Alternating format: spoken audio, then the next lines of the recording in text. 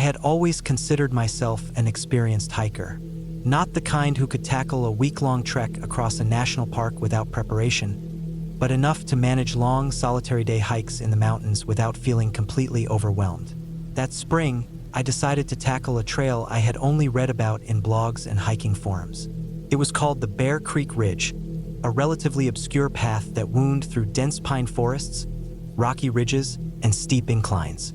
The trail was not well marked in many sections, and I liked the challenge of navigating a path that wasn't crowded with other hikers or heavily maintained. I had mapped out my route, printed directions, carried a topographical map, a compass, plenty of food and water, a first aid kit, a small sleeping bag, and an emergency blanket. I thought I was prepared. I left my apartment before dawn, my backpack heavy but comfortable, and drove for almost 2 hours until I reached the unpaved parking area at the trailhead. The air was crisp, cold for early May, with a slight mist that hung over the trees like a thin veil. The trailhead was empty. A single wooden sign listed the rules and warned hikers about steep drops and sudden weather changes. There were no other cars, no footprints on the dirt road leading into the forest. It was the kind of quiet that felt alive, as if the woods themselves were holding their breath. I began my hike slowly, stretching my legs, checking my water, and letting my eyes adjust to the dim light filtering through the pines. The first hour was smooth. The dirt path was firm underfoot, lined with fallen needles that softened each step. Birds called in the distance, and I occasionally glimpsed a squirrel darting across the trail or up a tree. I kept a steady pace, taking care to note landmarks I had marked on my map. A small creek ran alongside the trail, and I paused to refill my water bottle from a filtered spring. The air smelled of damp earth and pine resin. After roughly 2 hours, the trail began to steepen. The incline was gradual at first, then quickly became a series of uneven steps and rocky outcrops. I slowed, gripping my trekking poles tightly, focusing on each step. Around this point, the silence became heavier, more complete. I noticed that the sound of the creek had faded behind me, and there were no other noises beyond the occasional bird call. I had been hiking uphill for nearly an hour when I realized I had not seen any signs of other hikers, nor had I passed any trail markers in a long stretch. This was when the first uneasy feeling crept in. I glanced at my map, double-checking my location. According to my calculations, I should have been nearing a small ridge that offered a good view, but the terrain around me looked unfamiliar. The trail was less distinct, overgrown in sections with ferns and low shrubs. I paused, trying to orient myself, and that's when I saw the broken sign. A wooden post with faded paint leaned against a tree at a strange angle. The words were barely visible, but I could make out fragments of Bear Creek and a faded arrow pointing left. It was the first sign of human presence in the area besides the trail itself, and it felt off. I debated my options. I could continue straight along the path I had been following, trusting my map and instincts, or I could follow the arrow on the broken sign, assuming it led to the ridge. I chose the map, reasoning that I had plotted the route carefully and should trust my navigation. But the decision meant moving through denser undergrowth. The trail became almost non-existent. I had to push branches aside and step over roots. Every so often, I paused to check my map and compass, and each time I did, I felt more disoriented. By mid-morning, the incline had turned into a near climb. Rocks jutted out, making footing uneven. My legs burned, and sweat ran down my back despite the cool air. I stopped frequently to rest, drink water, and adjust my pack. Somewhere around noon, I noticed that the sky, previously a dull gray, had darkened. I could see clouds forming, thick and low, snaking between the ridges. A light drizzle began, and the rocks beneath my feet quickly became slick. This is when fear started to seep in. Not the kind that comes from imagination or superstition, but the practical, gut-level kind that rises when you realize the situation could become dangerous very quickly. I had not seen anyone else on the trail for over 3 hours. My route was confusing, the markers were sparse or missing, and now the weather threatened to make the terrain treacherous. I considered turning back, but retracing my steps felt just as risky. I had lost sight of the last section of path that had been clearly marked, and without landmarks, I could easily veer further off course. I pressed on, carefully climbing over wet rocks, testing each foothold before placing my weight. The wind picked up, rattling the trees and driving the drizzle into my face. Visibility dropped. I decided to slow my pace further, thinking it was better to move cautiously than risk slipping. Around mid-afternoon, I reached a small ledge that jutted out over a steep slope. The drop was at least 50 feet straight down, with jagged rocks at the bottom. I froze for a moment, looking at the ridgeline I was supposed to reach. The clouds obscured everything beyond it. I realized that I had underestimated how long this hike would take. My water supply was dwindling, and my snack bars were gone. I checked my watch. I had been hiking for almost 6 hours, and it was already late afternoon. Panic started to mix with exhaustion. My body ached. My fingers were numb from the cold and wet, and my legs trembled from the constant climbing. I took a deep breath, sat down on a flat rock, and tried to plan my next move. I could do two things: continue forward along the barely visible ridge trail or turn back the way I had come, hoping to retrace the path I had already navigated. My instincts told me that the ridge might offer better footing and potentially a view that would help me reorient. But the clouds were too thick, and the rain made the rocks slippery. I reluctantly decided to turn back. The descent was worse than I expected. The rocks were slick, the mud made each step uncertain, and my legs protested every movement. At one point, I slipped and caught myself on a tree branch, my heart racing. My hands were cut and scraped by rough bark, my clothes wet and muddy. I stopped every few minutes, trying to calm my breathing and reassure myself that I would make it down safely. Hours passed. The forest seemed endless, the trail disappearing into the overgrowth. I began marking trees with small scratches using my knife, trying to leave a trail that could guide me back if necessary. The light continued to fade. Shadows stretched between the trees, and the drizzle had turned into steady rain. My stomach growled, reminding me that I had eaten the last of my food hours ago. Eventually, after what felt like an eternity, I stumbled across the broken trail marker again. Relief flooded me.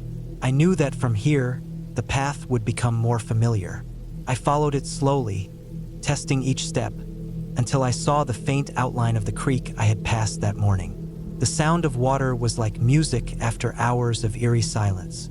I reached the main trailhead just as dusk fell. My clothes were soaked, my body battered and sore, but I was alive.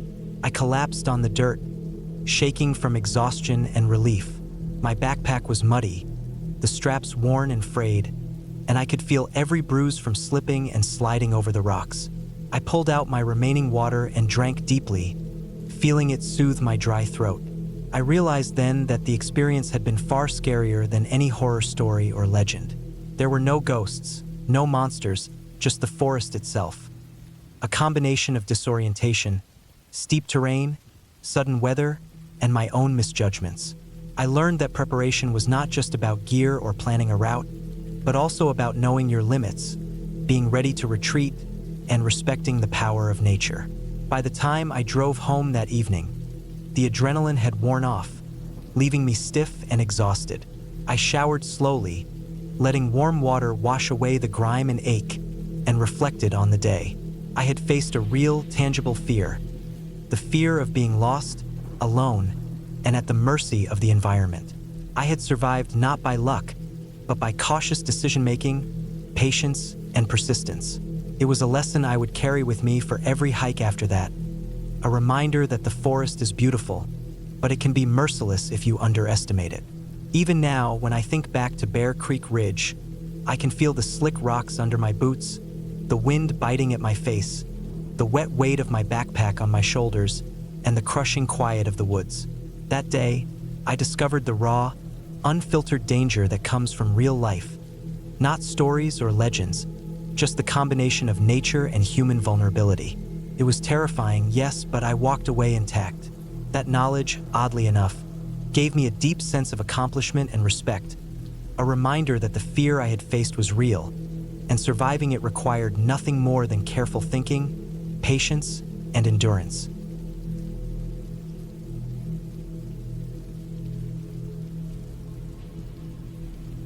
I had always thought of myself as an experienced hiker. Not professional by any means, but I knew the trails I liked, I understood the seasons, and I trusted my instincts in the wilderness. That particular morning, I set out on a trail I hadn't attempted before. It was a long stretch in a remote mountainous area that few people seemed to visit. I had checked the map, marked the trailhead, and packed my usual gear: water, snacks, a first aid kit, extra clothing, a flashlight, and my trusted hiking knife. My phone had full battery, though I knew coverage would be spotty once I left the road behind. The sky was clear, the sun low and bright, and the air crisp. It was exactly the kind of day that made you forget everything else in the world. The trail started gently enough, a dirt path winding between tall pines and old oaks. The smell of damp earth and decaying leaves was strong, and the wind carried a chill that made me pull my jacket tighter. The path was narrow, overgrown in places, and marked with old wooden signs, many of which were weathered and hard to read. I passed a small creek early on, the water crystal clear and gurgling over mossy rocks, and I stopped briefly to refill my bottle. I remember thinking how quiet it was, in a way that was both comforting and unsettling. The silence wasn't broken by birdsong or the rustle of small animals. It was a heavy, all-encompassing quiet that made me hyper-aware of every footstep. As I moved further, the trail began to climb. The incline was gradual at first, then steeper, forcing me to pause more frequently. The air grew thinner, colder, and sharper with every 100 meters. I could feel the strain in my legs and lungs, but the view made it worth it. Valleys stretching far below, rivers glinting like silver threads, and the distant peaks catching the morning sun. Around midday, I stopped on a large rock to eat a small snack and check my map. Everything seemed fine. My route was straightforward, or at least it should have been. By mid-afternoon, the trail became harder to follow. Fallen trees blocked parts of the path, and in places, I had to scramble over rocks or duck under thick branches. I noticed the forest seemed darker here, the sun struggling to penetrate the dense canopy. The quiet had deepened, too. No birds, no wind, just the sound of my own breathing and the occasional snapping of a twig beneath my boots.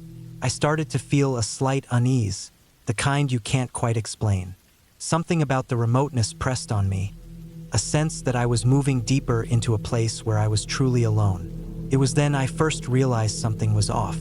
I had crossed a small clearing, flat and open, with a circle of dead trees. The air here smelled different, sour, metallic almost, and I noticed the ground was disturbed, as if something had dug into the soil recently. I froze and looked around, scanning the tree line. Nothing moved, no shadows shifted, but the sensation of being watched prickled at the back of my neck. My rational mind told me it was probably an animal or just my imagination, but my instincts shouted caution. I kept moving, choosing a path around the edge of the clearing. After the clearing, the trail narrowed again and became steep and rocky. My legs were growing tired, and my water supply was running low. I had planned for a 6-hour hike, but with the slow progress and the difficult terrain, I was already pushing 8 hours. I noticed the light changing. The sun was lower, filtering through the trees in long golden shafts. Shadows lengthened and the temperature began to drop. I checked my watch and realized I had underestimated how much time I needed. That's when I heard the sound. At first, I thought it was just the wind rattling branches, but then I noticed it was rhythmic, deliberate, a crunching sound, like footsteps on dry leaves. It wasn't close, but it was unmistakable, following the same direction I was moving. My heart rate spiked. I paused, crouched slightly behind a tree, and listened. The sound continued, steady, unhurried. It wasn't fast, like an animal fleeing, but slow and measured, like someone walking deliberately. My mind raced. There shouldn't be anyone else on this trail, not this far from the road. I debated moving forward, retracing my steps, or even hiding. But before I could decide, I saw movement ahead. A figure, partially obscured by the trees.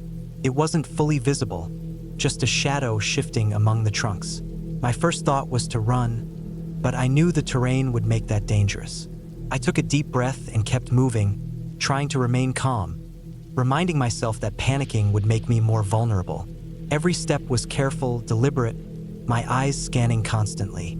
The figure didn't react, didn't step into the open. It seemed to be following, always staying just out of clear sight. I tried to think rationally. Maybe it was another hiker, maybe lost, maybe as startled as I was. Night began to fall. The sun dipped below the peaks, and the forest transformed into a shadowy maze. I turned on my flashlight, its beam cutting through the darkness but also illuminating the narrow path and every branch that could snag my jacket. The sound of the footsteps continued, never faster, never slower, always behind me. My chest tightened, and I realized I was truly exhausted, dehydrated, and disoriented. I had no idea how far I was from the trailhead or from safety. Then the trail ended. Literally, I reached a point where the forest dropped off sharply into a steep ravine. The path was blocked by a jumble of rocks and fallen trees, impassable. Panic surged through me, but I forced myself to focus. I scanned for alternative routes, an animal path, a slope I could descend carefully, anything. But everything around me was sheer rock, twisted roots, and dense undergrowth. I was trapped. The footsteps behind me had stopped, replaced by silence. I weighed my options. I could stay put and hope the person behind me was harmless, but I didn't know that. I could try to climb higher, but the terrain was treacherous. I could attempt to descend into the ravine, but a fall could be fatal. I made a decision. I would move slowly, deliberately, staying low, trying to find any alternative route that would get me back to the main trail. I shifted my backpack to brace against the rocks, took deep, steady breaths, and began to crawl along the narrow ledge. My flashlight beam wavered, my fingers scraped against jagged rock, and every muscle in my body burned. Minutes stretched into an eternity. I could feel the darkness pressing in, my mind replaying every possible danger. Then I saw it, a faint glimmer of light through the trees, high above, like a reflection off something metallic. My heart leapt. I climbed toward it, every movement slow but determined. After what felt like hours, I emerged onto a narrow ridge. My flashlight revealed a faint trail, barely visible, but definitely leading in the direction of the road I had come from. Relief surged through me. I was not entirely safe, but I had a path, and more importantly, I had a chance. The climb back to the road was grueling. My legs were stiff, my water long gone, and my energy almost depleted. Every sound, rustling leaves, distant animal calls, made my pulse spike. I moved as quickly as my body would allow, careful not to trip or slide down the rocky slopes. At one point, I slipped on a patch of wet moss and nearly fell into a shallow crevice, but I caught myself just in time. My hands were raw, my clothing torn, but I pressed on. Finally, after what must have been hours in the dark, I broke through the final tree line and saw headlights cutting through the dusk. The road was there, empty but visible. I ran the last stretch, collapsing onto the asphalt, shaking, dehydrated, but alive. My phone had 1 bar of signal. I called the local ranger station and explained my location and situation. They told me a team would check the trail and ensure no one else was at risk. I sat on the roadside, shivering, watching the stars emerge, feeling the quiet night surround me. I realized I had never been more aware of how fragile safety could be, how quickly solitude could turn into terror. The next day, I returned with the rangers to examine the trail. They found footprints in the mud, large, deliberate, human. No one had been found in the vicinity, but the prints led down into areas too dangerous to traverse on foot. Whatever had followed me had vanished somewhere in the forest, leaving only evidence that it had been there. The thought was chilling, but I reminded myself that I had survived, and survival was all that mattered. In the weeks afterward, I never took the same trail again.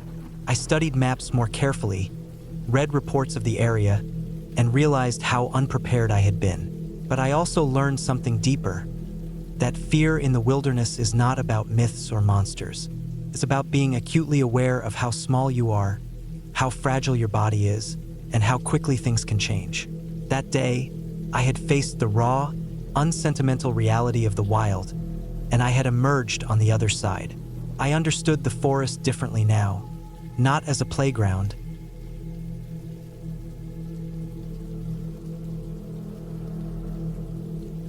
I never imagined that a simple weekend hike could turn into the kind of experience that would haunt me long after it was over. It started innocuously enough. I had been planning this trip for months, mapping out a trail I had never attempted before. The mountain range was known for its rugged beauty and the serenity it offered away from the bustle of towns. I packed lightly but carefully. A backpack with water, granola bars, a first aid kit, a map, compass, a flashlight, a small multi-tool, and some extra clothing in case the weather turned. I always hiked alone, and I liked it that way. It gave me a sense of calm, of freedom. But this time, something felt off even before I started walking. The morning was crisp, with that early autumn chill that made my lungs ache in a refreshing way. The sun had just begun to rise behind the peaks, casting long shadows across the trailhead. The parking lot was empty, as if the mountain itself wanted to keep its secrets to itself. I strapped on my backpack, adjusted my hiking poles, and set off onto the trail. The path was narrow and uneven, winding through dense woods of oak and pine. Fallen leaves crunched underfoot, each step sending up a small cloud of earthy scent that reminded me of rain-soaked soil and pine sap. The trail ascended gradually at first. The air was thin, but invigorating. I had hiked many trails in my life, and I considered myself in good shape, though the mountains always reminded me that nature respected no one. As I climbed, the trees began to thin out, and the forest gave way to rocky outcrops and sparse underbrush. I paused often to look around, taking in the vast expanse of valleys below, the way the sunlight dappled the ridges, and the distant glint of a stream winding through the foothills. Hours passed, and I felt a sense of accomplishment. The path was more challenging than I anticipated. Loose rocks shifted under my boots, roots snaked across the trail like hidden traps, and the occasional steep incline demanded careful footing. I stopped for lunch on a flat boulder overlooking a narrow canyon. The wind swept through the gorge, cold and biting, carrying with it the smell of damp earth and decaying leaves. I ate slowly, savoring the isolation and the way it made me feel alive. After lunch, the trail became less defined. The markers were faint, painted on rocks and tree trunks long ago, and I realized that the path I was following might not have been maintained for years. That little niggling thought at the back of my mind, maybe this isn't the main trail, I brushed off. I was confident in my navigation skills, and the mountain looked beautiful enough that a slight detour didn't concern me. As the afternoon sun shifted, shadows stretched and twisted through the trees, creating shapes that seemed almost deliberate. I kept my eyes focused on the trail, but every so often, I caught glimpses of movement in my peripheral vision. A flutter of leaves, a dark shadow between the trees. My mind tried to rationalize it. Birds, squirrels, wind, nothing more. The terrain grew steeper. My legs burned. My breathing became ragged. I took short breaks, kneeling on the uneven ground to catch my breath, wiping sweat from my forehead despite the cool air. Somewhere behind me, I could hear the faint rustle of underbrush, as if something large was moving through it. I told myself it was probably a deer or some other wildlife. Then the path ended. Not suddenly, but gradually. The narrow trail I had been following vanished into a jumble of rocks, fallen logs, and thick underbrush. The markers had stopped entirely, leaving me with only the forest ahead and the mountain slope beneath me. I looked around, trying to get my bearings. My map indicated I should continue in a northeast direction, but the forest offered no clear way forward. Every step I considered felt like it could send me sliding down a steep incline or into a hidden ravine. I decided to backtrack slightly to see if I had missed a marker. That's when I realized that something was very wrong. The faint rustling I had been hearing earlier was now unmistakable. It was deliberate, consistent, not random like the wind. I froze and listened. It came from multiple directions, circling around me. The sound was heavy, the sort of rustling that suggested a weight beyond a deer or a fox. My heart rate increased. I gripped my hiking poles tightly and scanned the trees. The forest seemed quiet in response, as if holding its breath. I moved cautiously, trying to follow the faint trace of the trail, my eyes darting to the shadows. A snap of a branch to my left made me jump. I turned quickly, and my eyes met a large shape moving just beyond the trees. I couldn't tell what it was at first. The forest played tricks on me, the shifting shadows making the shape appear larger or smaller, closer or farther away.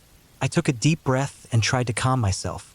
Mountains have wildlife: bears, mountain lions, wolves. I had never encountered anything dangerous before, but that didn't mean it wasn't possible. I continued slowly, choosing a path over rocks and through the underbrush, careful to make as little noise as possible. The rustling followed me, sometimes behind, sometimes to the side. I dared not look for too long, for fear of revealing my position. My mind raced with worst-case scenarios, and the rational part of me knew that panic would only make things worse. I needed to stay calm, stay alert, and find the trail back to safety. The sun was dipping low, casting long shadows that stretched like fingers through the forest. I realized that if I didn't find a way out soon, I would be forced to spend the night in the wilderness without proper gear. I checked my backpack. I had a flashlight, but no extra food beyond a few granola bars. My water supply was running low. Panic nudged at the edges of my mind, but I forced it down. Panic would not help me survive. I needed a plan. I climbed higher, reasoning that if I could reach a ridge, I might get a better view of the surrounding area. The climb was treacherous. Loose rocks tumbled under my boots, and the slope was steeper than I expected. My hands and knees scraped against the stones and roots as I ascended, my muscles screaming in protest. The wind grew stronger, cold enough to bite through my jacket.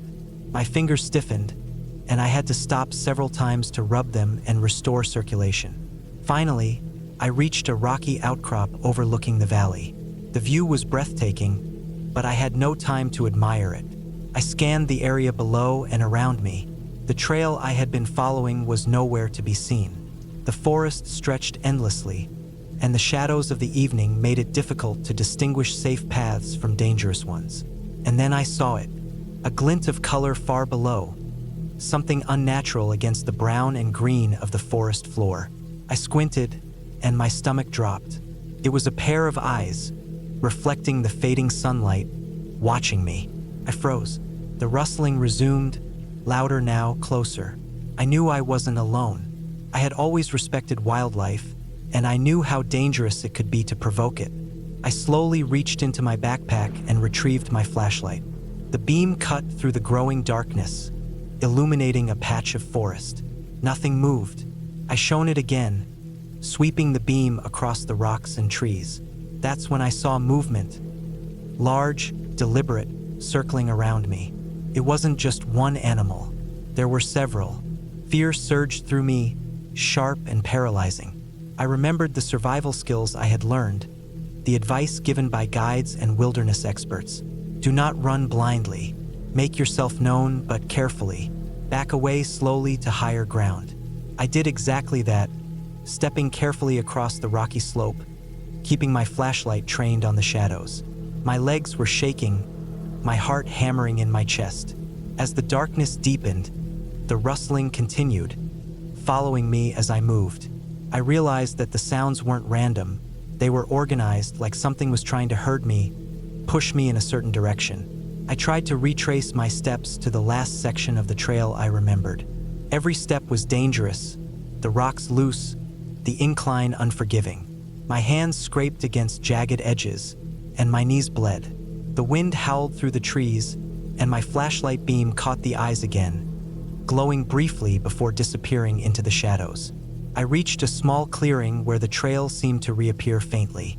Relief surged through me, but it was tempered by caution. I moved slowly, listening. The rustling had stopped, or maybe I had just reached a point where it was hidden by the wind and distance.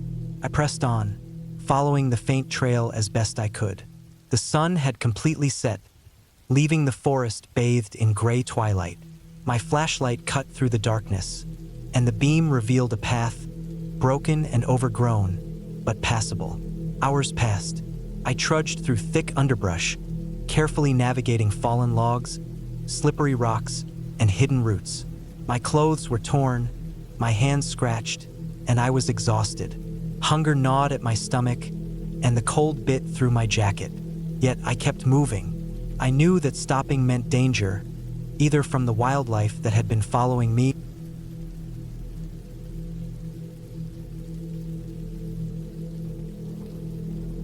I had always liked the idea of hiking alone. There was something about moving through the mountains, one step at a time, with nothing but the crunch of gravel beneath my boots and the wind brushing past my face, that made me feel alive and, in a strange way, untouchable. The solitude offered a clarity that cities and crowds could never provide. A space where I could think, observe, and, at times, confront fears I didn't even know I had. That Saturday, I packed my rucksack carefully, as I always did, checking each item against my mental list. Water, snacks, map, compass, extra layers, first aid kit, flashlight, batteries, and my phone, though I knew the coverage would be minimal. I chose a trail I had never hiked before, a route that promised steep inclines, dense forest, and eventually, a ridge overlooking the valley below. I had read about it online, and it was described as moderately difficult, with a few sections that could challenge an experienced hiker. I liked that. I wanted a challenge. The morning began crisp, with a light frost on the ground. The sun had only just begun to peek over the ridges, casting long, golden rays through the bare branches. The trailhead was quiet. No other hikers were in sight. The parking lot was nearly empty, except for a single car parked far to the side. Its presence felt oddly comforting, a reminder that someone else was somewhere nearby, even if I could not see them. I adjusted my pack, tightened the straps, and stepped onto the trail. Immediately, I felt the rhythm of hiking set in breathing steps, the faint squish of damp earth underfoot. The first few hours were uneventful, almost serene. The trail climbed steadily, weaving between clusters of pine and birch trees. I noticed how the forest changed with the slope.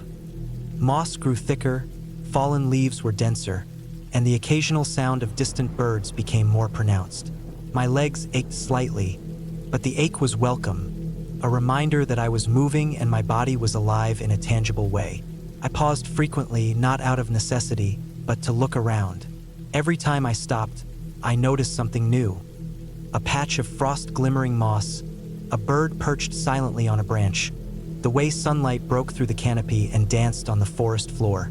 I had reached about 3 hours into the hike when the trail began to narrow, and the incline steepened considerably. The trees grew closer together, and the canopy thickened, cutting out much of the sunlight. The forest floor became uneven, roots and rocks jutting out unexpectedly. I had to watch each step carefully to avoid twisting an ankle or stumbling. This part of the hike demanded my full attention, and I welcomed it. Focusing solely on the trail allowed my mind to quiet, to exist only in the moment. Then I noticed it, the first small sign that something was not as it should be. The faint, low trail marker, one I hadn't expected. It was a red ribbon tied to a branch, fraying at the edges. I paused, pulled out my map, and tried to confirm my location. The map showed the main trail continuing straight, yet this ribbon seemed to mark a path veering off to the right. I hesitated, momentarily considering whether to investigate or stick to the main path. Curiosity won. I had hiked long enough to know the main trail could get monotonous, and small deviations sometimes led to unique sights and experiences. I followed the ribbon for several minutes, stepping carefully over roots and rocks. At first, nothing seemed unusual. The forest remained quiet, almost eerily so. Birds had gone silent, and even the wind had dulled, creating a heavy stillness. I felt a subtle unease, a prickling at the back of my neck, but I tried to dismiss it as the natural tension that comes with being alone in the wilderness. The path, however, began to deteriorate. Fallen branches blocked the way, and the earth became soft and damp, making footing slippery. The trail markers were sporadic, and soon the ribbon disappeared entirely. I glanced back toward the main trail and saw nothing but a wall of trees. I realized I might have wandered further than I intended. Panic did not set in immediately. I had been in tricky situations before, but a cold awareness began to creep into my mind. I did not know exactly where I was, and the main trail was no longer visible. I slowed my pace, trying to retrace my steps mentally, but the dense forest made it difficult. Every tree looked the same, every root tangled the same way. I considered climbing a nearby ridge to gain a vantage point, but the slope was steep and the ground unstable. I told myself to stay calm. I checked my compass and map, trying to determine the general direction back to the main trail. North, that would be the way. As I moved, the forest grew denser. Small animals scurried away as I passed, adding to the sense of isolation. The light was fading faster than I expected, filtered through the thick canopy. Shadows stretched unnaturally, and every sound, rustling leaves, distant snaps of branches, felt magnified. My pace quickened, not with fear, but with the urgency of wanting to find the trail before darkness truly settled in. Hours passed. The sun sank lower, and with it, the temperature dropped sharply. I realized I had underestimated the distance and overestimated my familiarity with the terrain. My water was running low, and the snacks I had brought seemed inadequate for the time I had spent off the trail. I felt a tightening in my chest, a combination of fatigue and rising anxiety. I paused, taking off my pack, and tried to assess my options. I could continue wandering, hoping to find the main trail by intuition, or I could stop, conserve energy, and wait until morning. Both choices had risks. Staying put meant exposure to the cold and unknown wildlife. Moving meant navigating treacherous terrain in failing light. I decided to keep moving. Darkness would come soon, and I felt that finding higher ground might help me spot the main trail or even the distant valley below. I moved slowly, carefully testing each step, my flashlight in hand. The beam cut through the darkness in a narrow cone, illuminating twisted roots, uneven rocks, and fallen branches. The forest had an oppressive quality now, the once beautiful moss and sunlight replaced by shadows that seemed almost tangible. Every step required full concentration, and every noise made me jump slightly. Then, I heard it, a low, distant snapping sound, like branches breaking under the weight of something heavy. My heart jumped. I paused, listening intently. The sound repeated, irregularly, always farther away than the last. I considered that it could be an animal, a deer, or perhaps a bear, but instinctively, I knew it was too deliberate, too patterned to be random. I gripped my flashlight tighter and moved cautiously in the opposite direction, trying to avoid drawing attention to myself. My ears strained to catch any other sounds, but the forest seemed unnaturally quiet again, as if holding its breath. The path became almost impassable. Dense underbrush tore at my pants and scratched my arms. I had to use both hands to push branches aside, step over fallen logs, and climb short rocky outcrops. My legs ached. My lungs burned with each breath, but I forced myself to keep moving. Stopping entirely felt dangerous. I kept imagining a faint line in the darkness, a trail I could follow, anything that could lead me out. My phone, despite the absence of service, had become my companion in another way. I could see the faint light from the screen reflecting on the nearby trees, giving me a reference point for direction. Night fell completely, and the temperature dropped sharply. I was cold, wet, and exhausted. My flashlight beam seemed inadequate against the oppressive darkness. Every step felt like it could be my last before I tripped or fell. I realized I had been moving in circles, the forest now an unrecognizable maze. Panic began to seep in, though I forced myself to focus. I reminded myself of the basics. Stay calm, conserve energy, make deliberate choices. I needed to find high ground. Finally, I spotted a faint incline, rocky and covered with moss. I climbed carefully, gripping rocks and roots, slipping occasionally but managing to hold on. At the top, I paused, chest heaving, hands shaking. From this vantage point, I could see a faint line of moonlight reflecting off what looked like a small river or clearing in the distance. Relief surged through me. I had a reference point. I adjusted my direction and began moving carefully toward it, testing each step, trying to avoid loose rocks and unseen holes. As I approached the clearing, I realized it was part of the main trail. The ribbon markers reappeared, faint but present, guiding me forward. I felt a rush of relief, my body trembling from the adrenaline and cold. I moved faster now, following the trail carefully but confidently. Eventually, the trees thinned, and I could see the faint outline of the parking lot where I had started. My pace quickened, legs burning, lungs gasping for air. I emerged from the forest exhausted, soaked, scratched, and shivering, but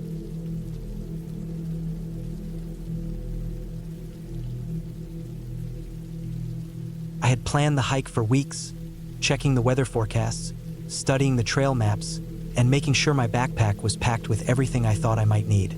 I had always loved hiking alone. There was a sense of freedom, a quietness you could not find anywhere else.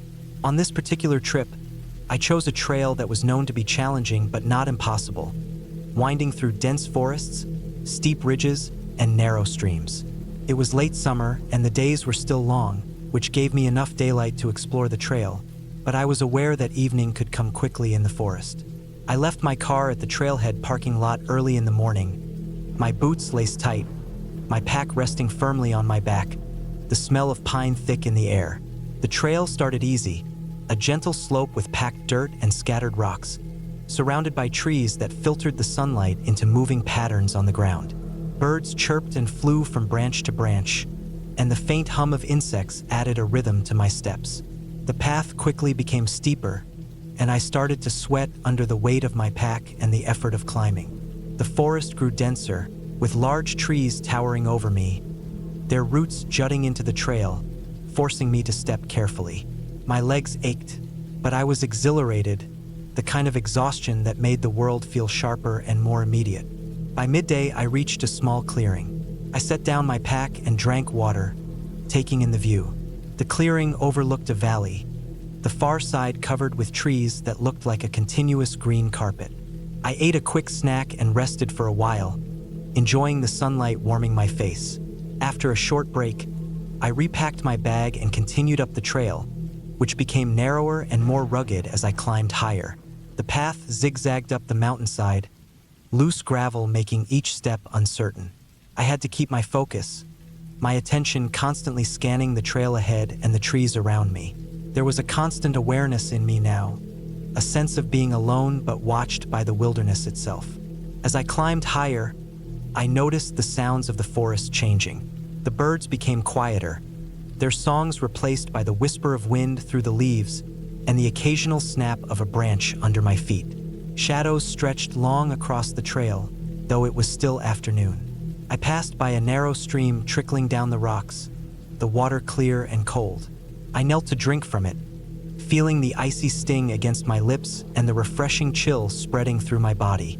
It was moments like these that made hiking worthwhile, the raw, tactile experience of nature, the simplicity of movement and survival. I continued climbing for hours, the path steep and jagged, until I reached a rocky outcrop that overlooked the trail below. I stopped to catch my breath and admired the view. The valley stretched far, the treetops swaying gently in the wind. The sun was starting to dip toward the horizon, and I realized I had spent longer on the trail than I had expected. I checked my map and compass, confirming that I was still on track. My plan had been to push higher before nightfall and camp at a designated spot marked on the map. But as I looked around, I realized the terrain ahead was rougher than I had anticipated. The trail split into two directions, and I chose the one that appeared to be more traveled, judging by the faint footprints and slightly worn path. It was narrow, barely wide enough for one person, with steep drop-offs to the side. My heart rate increased as I moved carefully, knowing that one misstep could lead to injury. The wind picked up, rustling the trees and carrying the scent of wet earth. I tightened my grip on my walking poles and kept moving. My legs were starting to feel the strain of hours of continuous hiking, and the sun was low enough that I knew darkness would be imminent soon. As evening approached, I began searching for a suitable place to set up camp. The forest grew denser, the light dimmer, and I realized that the marked campsite on my map was much farther than I had calculated. I didn't have time to reach it before dark. I started scanning the surrounding area, looking for a flat spot where I could pitch my tent safely. The slope was steep in every direction, the underbrush thick, and fallen logs littered the ground. I finally found a small area on a less steep incline, surrounded by trees that would provide some shelter from the wind. I set down my pack and began setting up my tent, the sounds of the forest becoming sharper as the light faded. Once the tent was pitched, I arranged my sleeping bag inside and took out my headlamp. Darkness fell quickly, swallowing the forest around me. Every rustle of leaves, every snap of a branch, made me tense.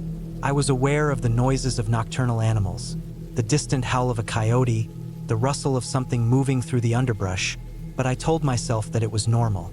I had hiked in forests before. I had dealt with wild animals. Still, a small sense of unease crept in. I prepared a small dinner from my backpack, a mix of nuts, dried fruits, and a few canned items, eating slowly and listening. Night had fully fallen now, and the only light came from my headlamp and the faint glow of the moon above the treetops. I cleaned up carefully, making sure to store my food away from the tent to avoid attracting wildlife. The forest around me was alive, and I felt both a sense of awe and a creeping tension, as though the dark woods were pressing in around me. I lay in my sleeping bag, trying to sleep, but the noises of the forest made it difficult. Each rustle or snap sent a jolt through me. I was hyper-aware of my surroundings, listening to the wind and the branches, the movement of something unseen. Hours passed slowly. I had been careful to conserve my energy and my water, knowing that I might need it for the next day. Eventually, I drifted into a light sleep, only to be awakened by a sudden noise outside the tent. Something was moving, heavy, deliberate, and close. My heart pounded, my breath shallow.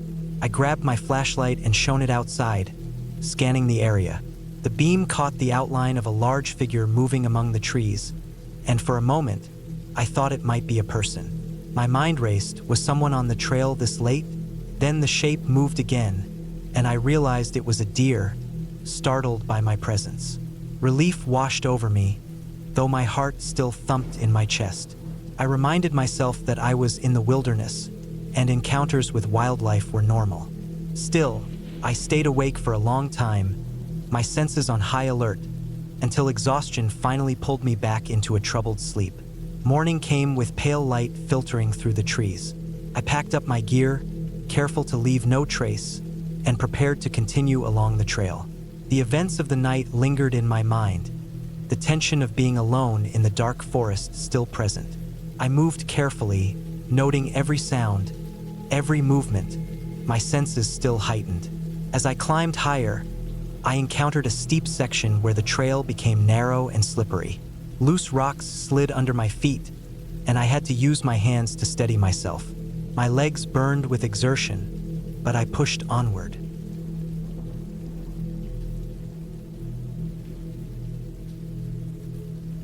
I had planned this hike for months, choosing a remote section of the mountain trails that few people ever walked. The kind of trail where the forest seems untouched, and the air feels heavier with every step. I left my car early in the morning, when the sun was just beginning to push light through the trees, and parked at a small, gravel lot at the edge of the forest.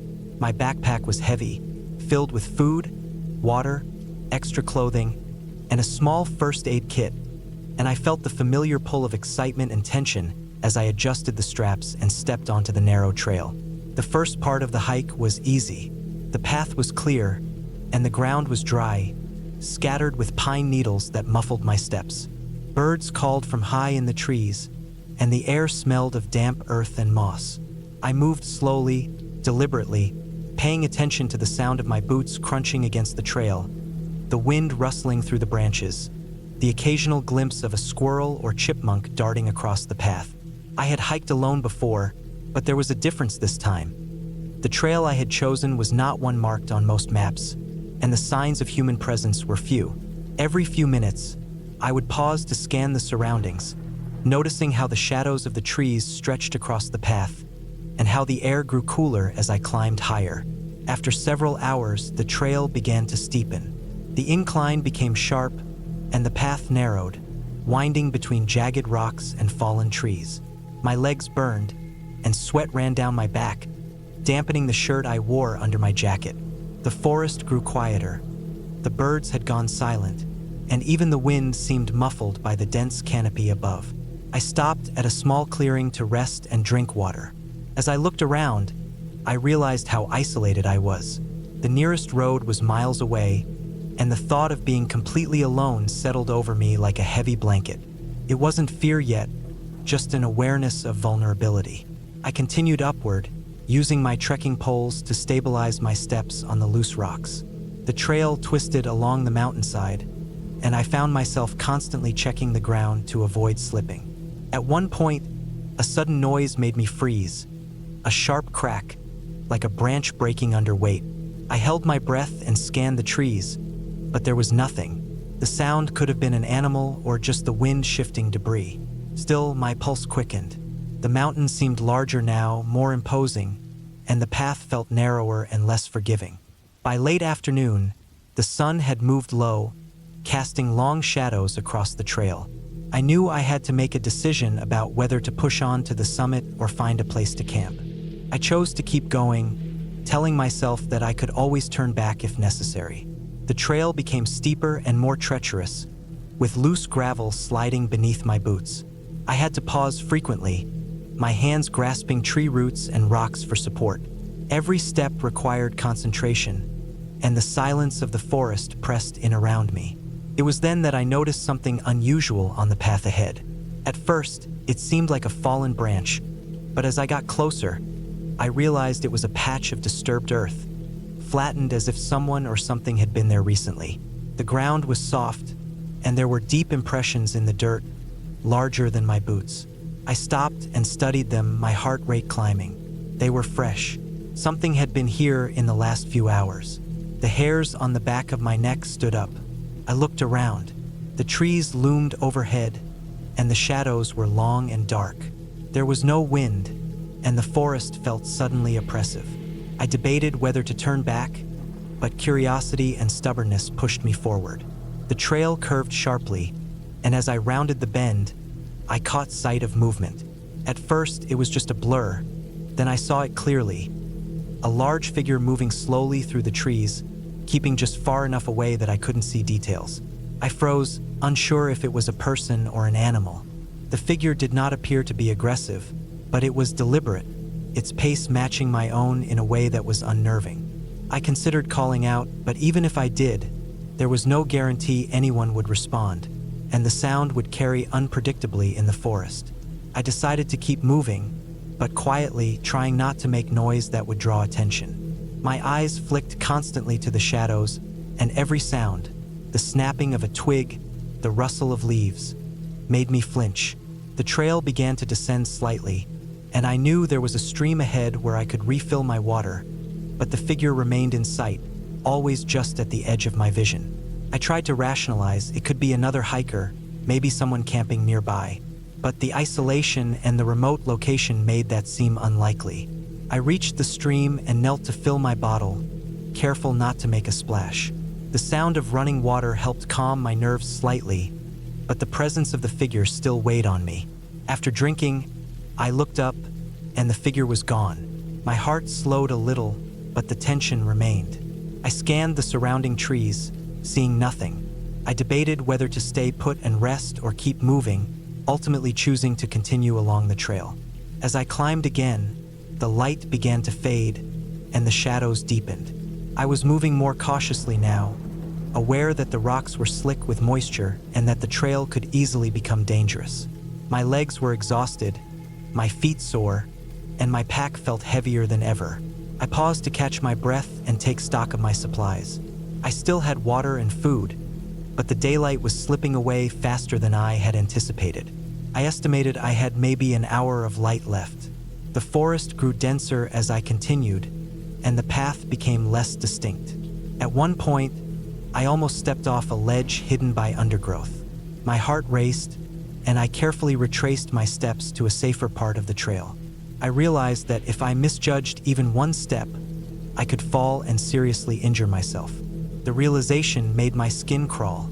I pressed forward slowly, deliberately, focusing on each movement. It was then I heard the sound of breathing. Not my own, not from the exertion of hiking, but slow, deliberate, coming from behind me. I froze. My mind raced. The sound was low, calm, and close enough that I could feel it brushing the back of my neck. I forced myself to turn slowly, scanning the trees behind me, but there was nothing. My pulse thumped painfully in my chest. I debated my next move. Staying in place was dangerous, but moving quickly could draw attention if there was someone, or something, following me. I decided to keep moving, slower this time, making deliberate, cautious steps. Every sense was on high alert. I could hear the crunch of my boots on the dirt, the occasional drip of water from leaves, the wind whispering through the trees. Hours seemed to compress into minutes, and I realized that darkness was fully falling. The trail was barely visible, and I had to feel my way along the path, using my trekking poles to test the ground. My hands shook from a mixture of fatigue and adrenaline. At one point, I slipped on a wet patch of mud and nearly fell. My hand grabbed a tree root just in time, but the impact left a bruise along my forearm. I sat for a moment, breathing heavily, feeling the ache of exhaustion in every muscle. I realized I had underestimated the trail and overestimated my endurance. If I didn't find a safe place to camp soon, I could be in serious trouble. I remembered seeing a flatter area back along the trail a few hours ago. With painstaking effort, I made my way back, feeling my way along the familiar sections of path. The forest at night was completely different. Shadows seemed to shift, every sound amplified. The feeling of being watched returned, though I could see nothing. I pushed through the fear, focusing only on reaching the small clearing I remembered. When I arrived, I was relieved to find it as I had left it. I cleared a spot for my sleeping pad and set up my small tent, fumbling with tired fingers as the cold night air seeped into my clothes. I gathered firewood, small twigs and dry branches, and managed to get a fire going. The warmth and light were comforting, a small barrier against the unknown of the forest. I ate a quick meal, drank more water, and sat close to the fire, listening to the night sounds. Hours passed. The forest calmed. The fear slowly ebbed as exhaustion took over. I slept fitfully, waking often to strange noises, but eventually the cold and fatigue overtook me. The next morning, I awoke early, the first light of dawn streaming through the trees. I felt sore, stiff, and tense, but alive. I packed my tent carefully, ensuring I left no trace, and began my descent. The trail seemed easier in the light, the hazards more visible, and the forest less threatening. I moved slowly, deliberately, keeping aware of my surroundings, but the fear of the previous night had faded into a tense alertness.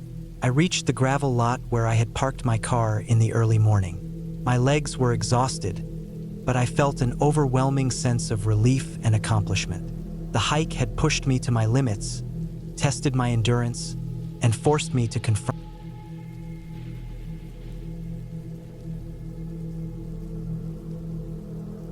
I had always liked hiking alone. There was something about the isolation, the way the air smelled differently in the mountains, the quiet that pressed against your ears, making you notice the faint rustle of leaves or the distant rush of a river.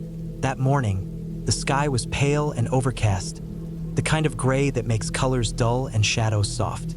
I parked my car at the trailhead, double-checked my pack, and started up the path. The trail wound through thick pine forests at first, then opened into more jagged terrain, steep rocks, and narrow ridges that demanded careful footing. My boots crunched against the dry needles and gravel, the sound echoing faintly in the still air. I had mapped out my route, but as I climbed higher, I realized the markers were sparse. I relied mostly on the topographic map and a GPS watch, though I knew the batteries could fail, and in that case, I would be on my own. The trail started to narrow sharply as I gained elevation. Tall pines gave way to rocky outcrops, some as large as small houses, which jutted out over the valley below. The wind picked up as I climbed, cold and sharp against my face, carrying the scent of damp moss and pine resin. My breath came out in short, visible clouds. About 3 hours into the hike, I reached a section where the trail disappeared entirely into loose scree. The path was marked only by faint cairns, stacked stones, which had clearly been placed by previous hikers. I stepped carefully, testing each foot placement before shifting my weight. A single misstep here could send me sliding down a slope, and the thought tightened my chest. My mind started to dwell on the accidents I had read about in local hiking forums. People slipping on these very rocks, ending up broken or worse. As I climbed, I noticed the silence of the mountains was changing. At first, it was just the usual quiet, punctuated by the occasional call of a hawk. But slowly, I started hearing something else. Small, almost imperceptible noises, like the shifting of rocks or a soft scrape. At first, I told myself it was just the wind moving debris, or maybe a small animal, a fox or a marmot. But the sound persisted, following me as I moved. Whenever I stopped, it stopped too, leaving an eerie echo that made the hair on my neck stand on end. By mid-afternoon, the clouds thickened and the wind grew stronger. The rocks became slick with a thin layer of moisture, and the trail became even more treacherous. I paused frequently to rest and check my position, scanning the surrounding slopes for any sign of other hikers. I didn't see anyone. My water was running low, and I began to realize that I had underestimated the difficulty of this route. The path I had chosen wasn't heavily trafficked, which I had thought would be a positive. Now it felt like a trap. I pressed on, moving slowly, carefully, almost crawling over certain sections. My hands scraped against rough stone more than once, leaving small cuts that stung sharply in the cold air. As the hours passed, shadows lengthened across the mountainside, though the sky was still cloudy. I kept checking the map and compass, trying to determine how far I had left to the ridge where I planned to camp. According to my calculations, I should have been closer, but the terrain seemed to stretch endlessly, each ridge I passed giving way to another that looked even steeper.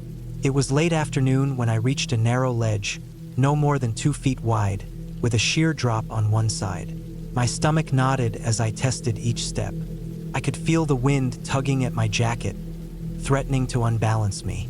Halfway across, I heard it again, the soft scraping, closer now, almost deliberate. I froze, holding onto a jagged rock for support. My pulse was hammering. The sound was rhythmic, slow, scraping against stone. My mind raced through possibilities. A falling branch, a small animal, another hiker maybe. But there should have been no one else on this trail.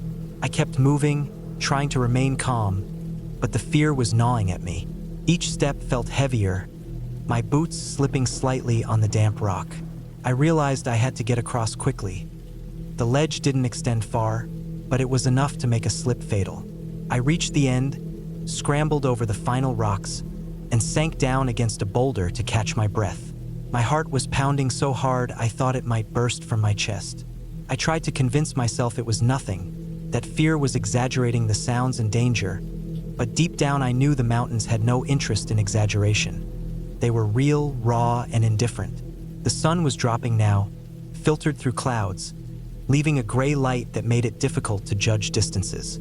I realized I was further from my planned campsite than I had thought, and panic started to creep in. My water was almost gone, my legs were sore, and my hands were raw from gripping rocks. I checked the GPS. Battery was still fine, but my signal was weak. I could see the valley below and a possible lower trail that might lead to a safer route, but it would mean descending steep, loose terrain in failing light. I started down cautiously, 1 foot in front of the other.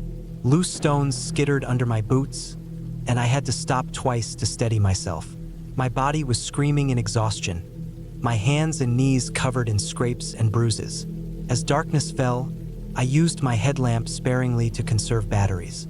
The narrow trail now disappeared entirely in some places, leaving me to navigate by memory, intuition, and the faint outline of the terrain. Then I heard it again, the scraping, unmistakable this time, and coming from behind me. My stomach dropped.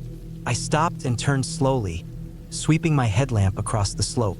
There was nothing, but the sound persisted, moving in parallel to me, shifting slightly as if following my path. My mind raced. Could it be an animal? A rockfall? The slope was steep, and I knew that even a small rockslide could kill me. I considered climbing back up to the ledge, but retracing my steps in the dark was too risky. I made the decision to move quickly but carefully, keeping my eyes on the trail. Every step was tense, every shadow a potential threat. The scraping continued intermittently, sometimes closer, sometimes farther, never clearly identifiable. My rational mind tried to stay calm, reminding myself that the mountains had no intention of hunting me, but the fear was visceral, gripping my chest and legs. I pressed on, descending until I could finally see the faint outline of a safer trail below that led to a small, unmarked clearing I had spotted earlier on the map. By the time I reached the clearing, I was exhausted. My clothes were soaked with sweat, my hands raw and bleeding, my legs trembling. I found a flat spot to sit, pulled out my emergency blanket, and drank the last of my water. The scraping had stopped, whatever it was had gone. I stayed there for several minutes, listening to the forest, catching my breath, and letting the adrenaline fade. I realized I had pushed myself to the edge, and if I had made one wrong step back there, I wouldn't have been sitting in that clearing. Night fell completely, and I was able to set up a small bivouac with what I had in my pack. I used my headlamp sparingly, just enough to see the immediate area.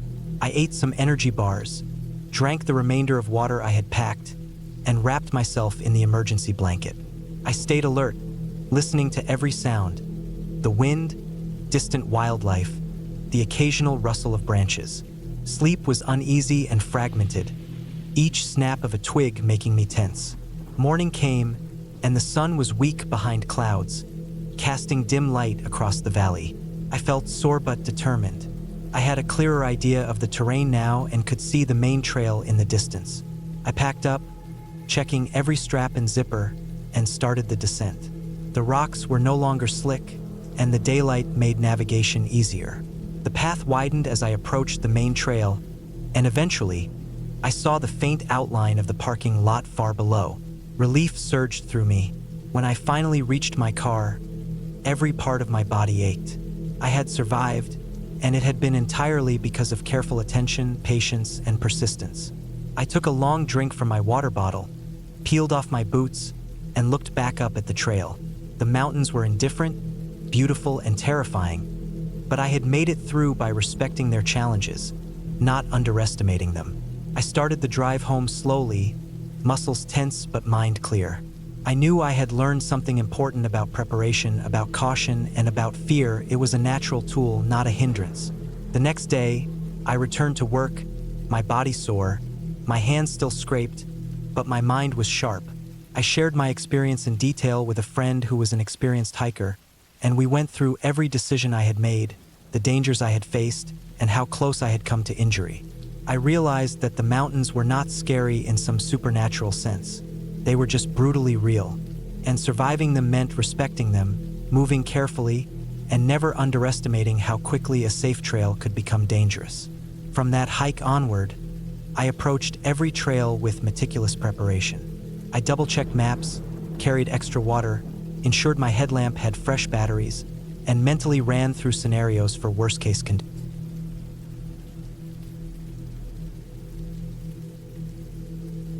I had been planning this hike for weeks, meticulously mapping out every section of the trail I intended to take. The mountain I chose was known for its remote terrain, jagged cliffs, and dense forest, a place where few people ventured beyond the main paths. I was drawn to the solitude it promised, the idea of being alone with nothing but the trees, the wind, and the distant calls of birds and animals. I packed carefully: water, protein bars, a small first aid kit, a flashlight, and a compass, double-checking everything twice. My backpack was heavy, but I was ready. I left early in the morning, when the air was crisp and the sun had only just begun to filter through the mist that clung to the valleys. The first few miles were easy. The trail was steep in sections, but the path was clear, marked by worn rocks and twisted roots. The smell of damp earth and pine filled the air, a scent that calmed my nerves and made me feel alive. I noticed how the sunlight broke through the canopy in narrow beams, illuminating the dust and tiny insects that floated lazily in the air. Birds moved overhead, darting between branches, and the occasional squirrel scampered up a tree trunk, pausing to look at me with small, bright eyes before disappearing into the foliage. Everything felt ordinary, almost serene, yet I felt a quiet tension beneath the calm, a faint sense that the mountain was far larger and wilder than I could ever anticipate. By mid-morning, I reached a fork in the trail. I had studied the maps carefully, but I had also heard from a ranger that sometimes the trails in this region were poorly marked, and it was easy to veer off course. I paused to examine the options. One path continued upward along a ridge, narrow but direct, while the other dipped into a heavily wooded valley. The valley seemed safer at first glance, less exposed, less steep. I chose it, not fully aware that the forest there was dense, almost suffocating in its thickness. The trees grew close together, their branches forming a canopy that dimmed the sunlight to a muted gray. Soon, the trail disappeared entirely. The underbrush was thick, the ground uneven and slippery with decayed leaves. I stumbled often, my boots catching on roots and rocks hidden beneath the forest floor. At first, it was a challenge I met with mild irritation, but gradually a creeping unease settled into my chest. The forest seemed different here, alive in a way that made me uncomfortable. The sounds of birds and small animals faded, replaced by an oppressive silence. The air smelled heavier, damp with the decay of moss and fallen trees. Every step forward felt like moving deeper into isolation, and I began to notice subtle signs that I was no longer on a marked trail. Broken branches that didn't belong to natural patterns, footprints that were too large to be mine, flattened grass in odd places. I tried to retrace my steps, but the forest was disorienting. The trees were tall and uniform, and every direction looked the same. I pulled out my compass, but the needle wavered slightly, and the dense canopy made it hard to determine landmarks. Anxiety gnawed at the edges of my mind. I told myself I was overthinking, that I was just tired and disoriented. I kept moving, hoping to reach the ridge above where the sun might break through again and give me a clearer view. Hours passed. My water was running low, my hands and legs scratched from the underbrush. The sun dipped lower in the sky, and the forest grew darker and colder. Shadows stretched across the ground, shifting unnaturally as the light waned. I tried to keep track of time, but without clear markers, minutes stretched into what felt like hours. My stomach growled. The protein bars I had eaten earlier no longer seemed sufficient.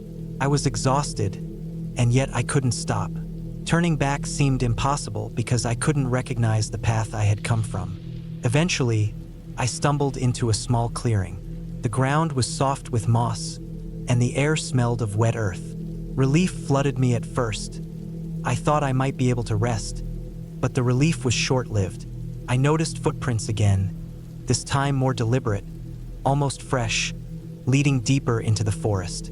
They were large, possibly human, and spaced far apart as if the person had been walking quickly. I froze, heart hammering. My first instinct was to leave immediately, but the thought of running blindly through the unfamiliar forest terrified me. I decided to follow the footprints cautiously, reasoning that if someone else was here, I might find help, or at least another trail. I moved quietly, stepping over roots and fallen branches, trying to avoid making noise. The footprints led me deeper into an area where the trees were older, their trunks thick and gnarled.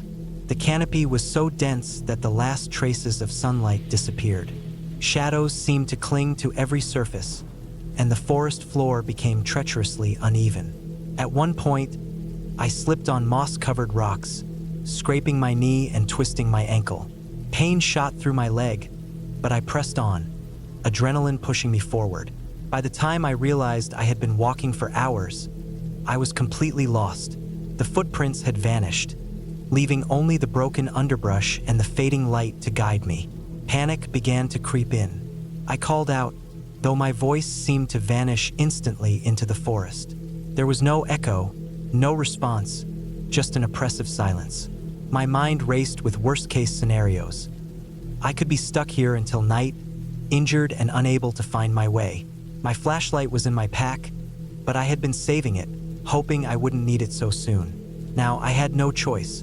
I pulled it out, clicking it on. Its beam cut through the darkness, revealing the twisted shapes of trees and the occasional glint of something metallic, perhaps a rock or a discarded object. I pressed forward carefully, every sound amplified in the dark. My ankle throbbed painfully, each step a struggle.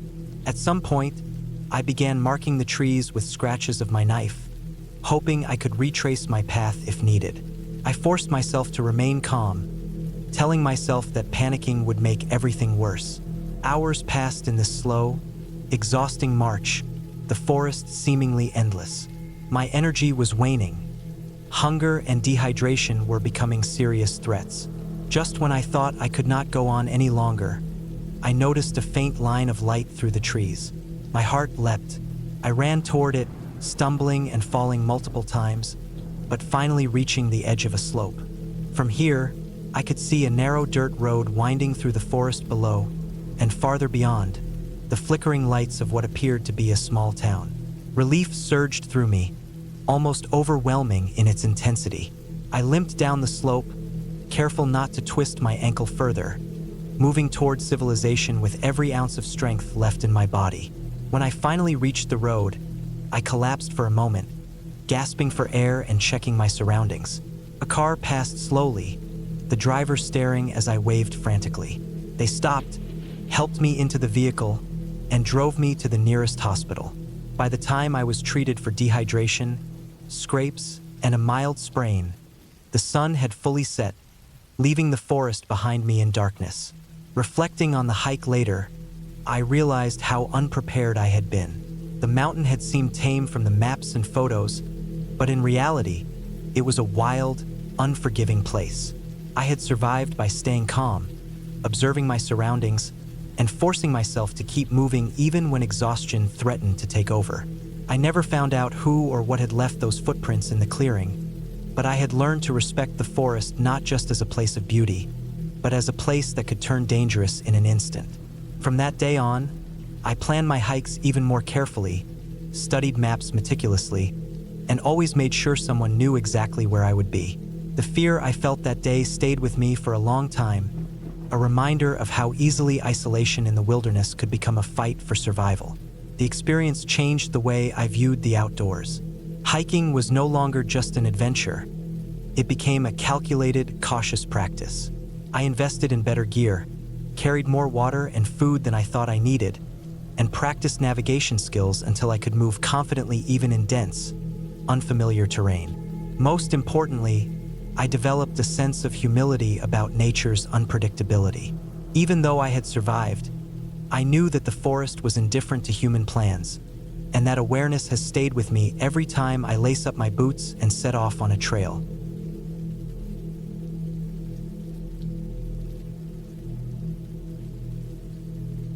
I remember that morning clearly, the sunlight barely touching the peaks as I parked my car at the trailhead. I had planned this hike for months, meticulously studying the route on maps, noting water sources, and memorizing distances. I was carrying more than enough supplies: 2 liters of water, a small stove, some dried food, a first aid kit, a flashlight, and a fully charged phone with a portable battery pack. My backpack felt heavy, but not unbearably so. There was a crisp chill in the air, the kind that makes your lungs feel alive when you breathe deeply. I took a moment to absorb it, stretching my legs and shoulders, before stepping onto the dirt trail that would take me deep into the mountains. At first, the hike was exhilarating. The path was narrow but well-trodden, winding through tall pine trees, the smell of damp soil and pine needles filling my senses.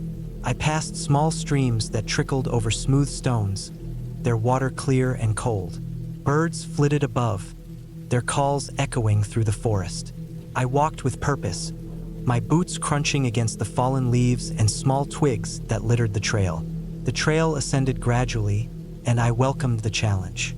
My legs burned slightly, but it was the good kind of burn, the one that reminds you you're alive and moving toward something worthwhile. Around midday, I reached a clearing that overlooked a wide valley. I stopped to rest, taking out my water bottle and gulping down cold water. The wind was stronger here, brushing against my face and tugging at my jacket.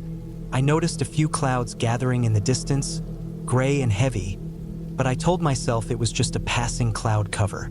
I ate some of the dried food I had packed, sitting on a flat rock, looking down at the valley far below. The view was breathtaking. The trail had been narrow and winding up until now, but the valley stretched wide and open, and I could see the ribbon of a river cutting through the trees far below. I felt a sense of satisfaction, having climbed this high, having come this far on my own. I set off again, taking care with each step as the trail became steeper. The soil was loose in parts, and rocks jutted out at odd angles. My boots slipped once or twice, but I regained my balance each time. The forest thickened, and the sunlight filtered through in thin shafts, the shadows making the trail look darker than it actually was. There were moments when I felt completely alone, the silence almost tangible except for the occasional rustle of leaves or a bird taking flight. I felt a little thrill of nervousness, the kind that tightens your stomach. I liked it. It made me feel alert, alive. By mid-afternoon, the trail became less defined. I knew I was supposed to reach a small lake that was marked on my map, but the markers were few, and the path was becoming confusing. I started noticing that the landmarks I thought I recognized weren't exactly matching the map. A bend in the trail here, a large boulder there, and suddenly I realized I hadn't seen a single marker in nearly 30 minutes. My pace slowed. I double-checked my phone for GPS, but the signal was weak, only showing my general position, not a detailed route. I made a mental note to pay close attention to the trail and landmarks, reminding myself to stay calm. As I continued, I began to notice signs that something was off. The trail seemed less traveled. Grass and small plants were starting to grow between the dirt path, and some fallen trees had partially blocked the way. I had to duck under branches and step over roots that were slippery from the morning dew. Every now and then, I would stop, scanning the surroundings, trying to spot the familiar markers. I told myself this was normal. Trails in the mountains change over time, after storms or landslides. Still, a quiet unease began to creep into my mind. I came to a fork in the trail. According to my memory of the map, the right path should lead to the lake, but the right path looked less maintained, more overgrown. The left path was more worn, with clear footprints, but I was almost certain that would lead back toward the main entrance, not deeper into the mountains. I hesitated, weighing my options. I reminded myself to trust the map, to trust my instincts. I took the right path. The overgrown trail was slow going. I had to push through low branches and navigate around fallen logs. My arms and legs were scratched from the branches, but the adrenaline kept me going. I thought I saw a flash of movement in the trees, maybe a deer, maybe just my imagination. My heart thumped faster, but I pressed on. I noticed the sunlight fading. Clouds had thickened overhead. The wind picked up, rustling the trees with a louder, almost menacing sound. I thought briefly about turning back, but I knew that would mean losing the trail completely. I came across a steep incline. The dirt was loose, and I had to use my hands to steady myself. Halfway up, my foot slipped, and I tumbled a few feet down, landing on my side. Pain shot through my ankle and ribs.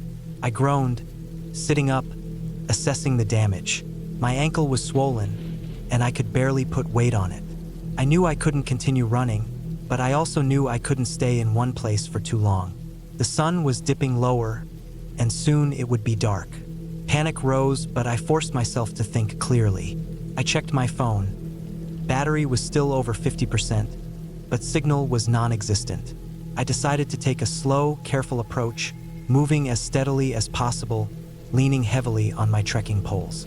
The incline eventually flattened out into a plateau, but I was exhausted, my ankle throbbing.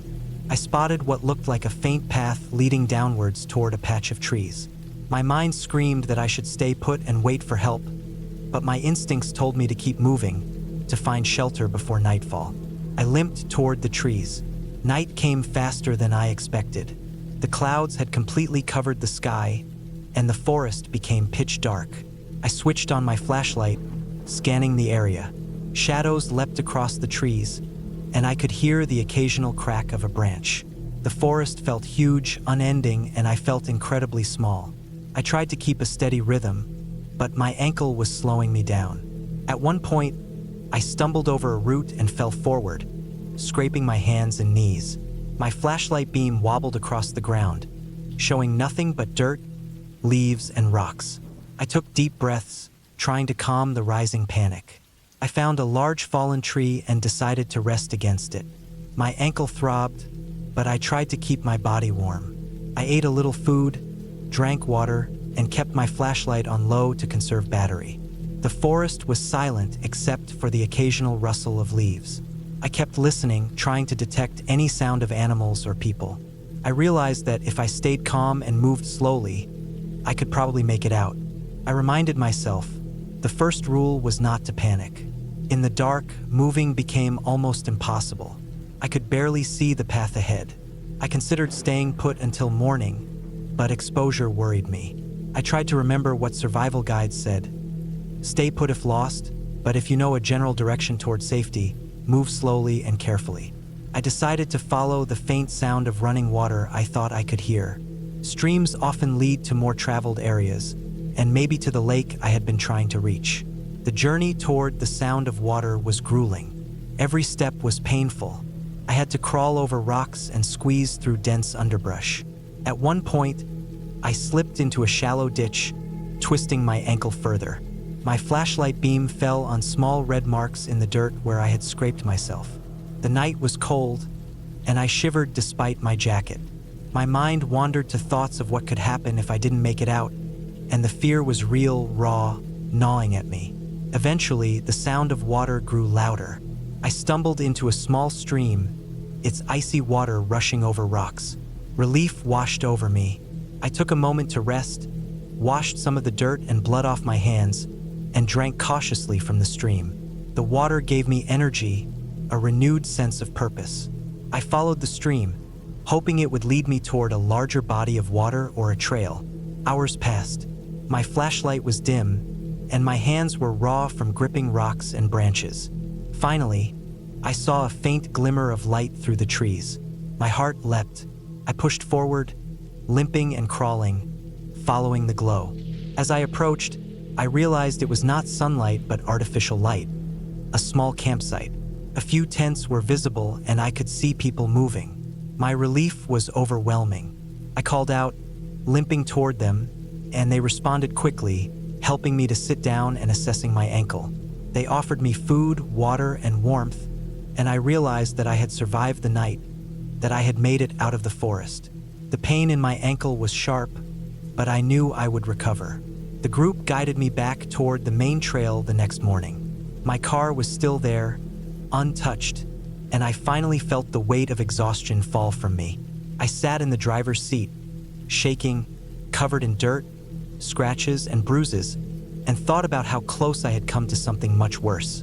Looking back, I realized that the fear and uncertainty had pushed me to pay attention, to stay aware.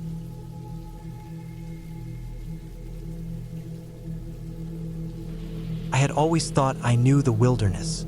I had spent years hiking, camping, climbing, sometimes alone, sometimes with friends. I had read every book I could find about surviving in the backcountry, memorized maps, learned to read the clouds and the wind.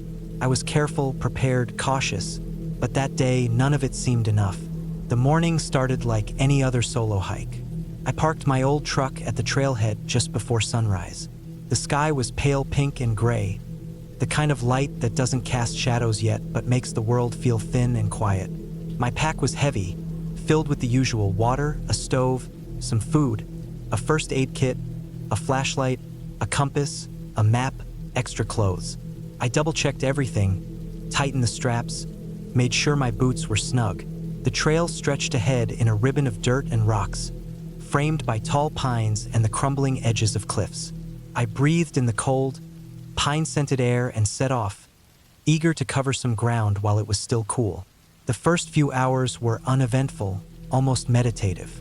My steps fell into a rhythm against the uneven trail.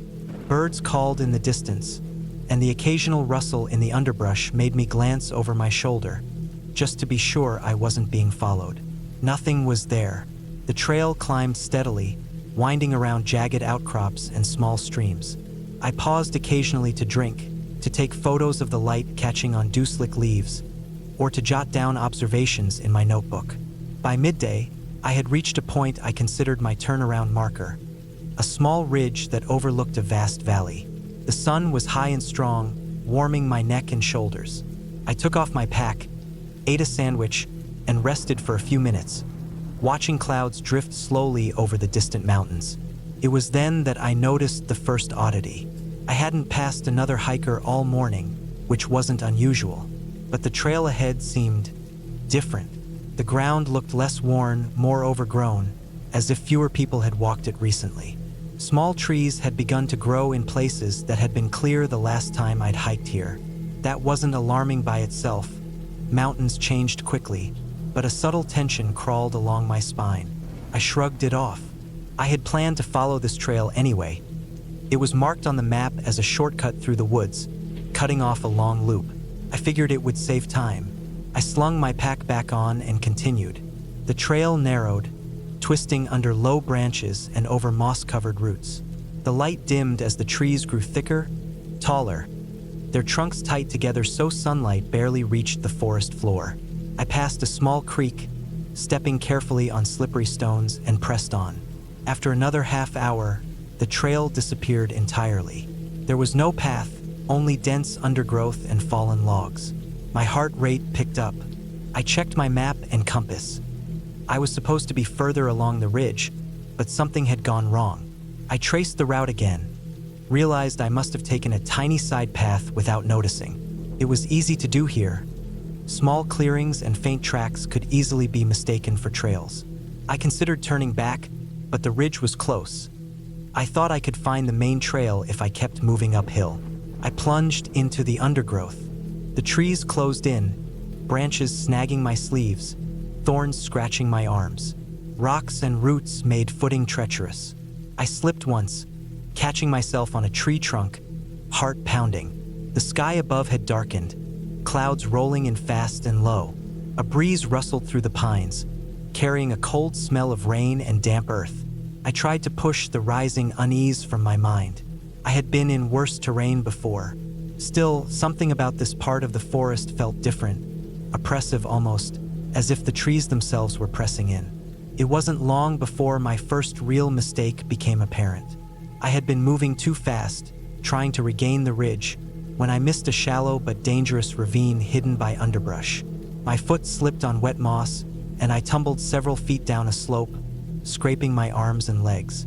My backpack hit a rock and partially flipped open, spilling a water bottle and a few granola bars. Pain radiated up my ankle. I froze for a moment, breathing hard, assessing the damage. My ankle was swollen, and each step sent shooting pain up my leg. I had twisted it badly. My first instinct was panic. I was alone, miles from the nearest trailhead. My next instinct was survival. I pulled myself together, checking that nothing was broken, securing my pack again, and moving carefully, testing each step. By mid-afternoon, the forest had grown darker. Clouds were thick overhead, heavy with rain, and the wind had picked up. The twisted, uneven underbrush slowed me, and my ankle throbbed with every step. I realized I couldn't reach the ridge safely. Worse, I didn't have a clear route back to the main trail. Every direction seemed confusing, a maze of trees and boulders. I pulled out my compass again, trying to orient myself. My map showed a small logging road not too far east, maybe 2 miles through the forest. If I could reach it, I could follow it down to a safer area. It sounded simple enough, but 2 miles in rough terrain with a swollen ankle was not simple at all. The rain started as a drizzle, quickly turning into a steady, cold downpour. My clothes were soaked within minutes, clinging to my body and chilling me. The forest floor turned to mud, making every step slippery. I cursed silently at my decision to continue. I tried to focus, one step at a time, listening for the sound of running water or glimpses of the road. Hours passed. The light dimmed. My energy flagged. I ate a few granola bars, sipped water, and kept moving. The forest was quiet except for the rain and the occasional creak of wet branches. Shadows pooled under the trees, shapes that could have been rocks or roots or something else entirely. My mind was starting to play tricks. I felt I was being watched, though I knew rationally I wasn't. Bears lived in these woods, but they rarely attacked humans, and no animal could keep pace with me through the dense undergrowth. Still, the fear gnawed at me. By late afternoon, exhaustion had set in. My ankle throbbed unbearably, my clothes were soaked through, and my hands were raw from gripping branches and rocks. The forest seemed endless, a gray-green tunnel of trees. I realized I hadn't eaten enough, hadn't rested enough, hadn't conserved energy. Every step became more difficult. I stumbled over a root and nearly fell again, catching myself just in time. I thought about stopping and resting, but the idea of being stranded here overnight, soaked and cold, was terrifying. My best chance was to keep moving toward the road. Then I heard it, a low, consistent sound, faint but unmistakable. Footsteps? Not animal. They weren't random, they had a rhythm, deliberate, steady. My heart slammed in my chest. I froze, straining to listen, scanning the dim forest. I couldn't see anyone, but the sound came closer, moving parallel to me. Panic rose sharply, a cold fire in my veins. I considered running, but my ankle was too injured. I considered hiding, but there was no cover deep enough to hide effectively in these wet, open woods. I was exposed. Every rational thought told me that whoever it was had probably heard me fall, had heard me moving, and might be nearby. Every horror story I had read in survival manuals, every warning about strangers in remote areas, flashed in my mind. I kept moving deliberately, trying not to make noise. I veered off the faint trail, ducking under branches, slipping in the mud, forcing myself to be as quiet as possible. The footsteps continued, sometimes fast, sometimes slow, always behind me.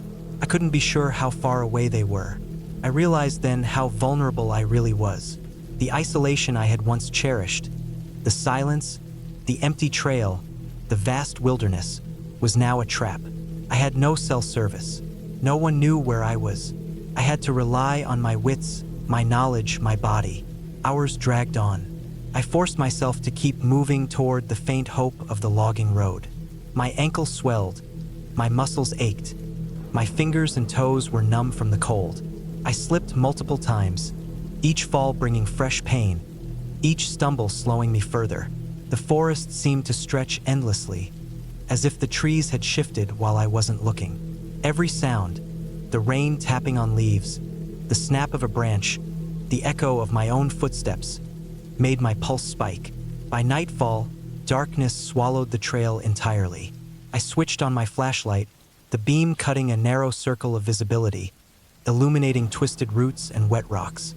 Shadows danced at the edge of the light, making the forest feel like a living, breathing thing. Then I saw the road.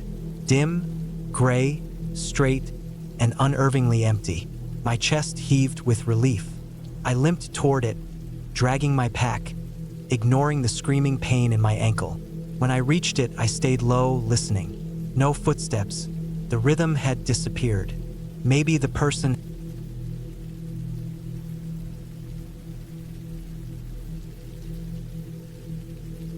I had been planning this hike for weeks.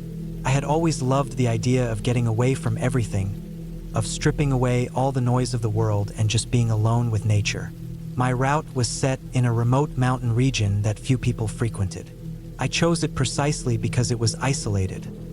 I wanted the quiet, the solitude, and the challenge. The trailhead started at the edge of a dense forest, and the mountain itself was steep, covered in thick undergrowth and scattered boulders. I arrived early in the morning, the sun barely peeking over the ridges, casting long shadows through the trees.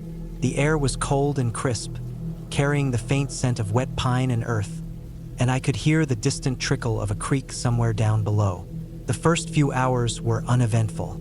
The trail was narrow, carved into the side of the mountain, with the occasional wooden marker or cairn. I kept my pace steady, stopping every so often to check my map and water supply. The silence was profound. It was not the kind of silence you get in a city, where it is filled with background hums and faint echoes. This silence was full, almost heavy, as if it pressed down on your ears. Birds occasionally broke it with their calls, and a squirrel darted across my path once. But aside from that, the forest seemed completely still. I liked that. It made me feel connected to the place, as though it existed in a dimension separate from the rest of the world. Around midday, I reached a small clearing near a rock outcropping. I stopped there to rest and eat a small meal I had packed. Sitting on the cool rock, I could see the valley below and the ridges extending endlessly into the distance.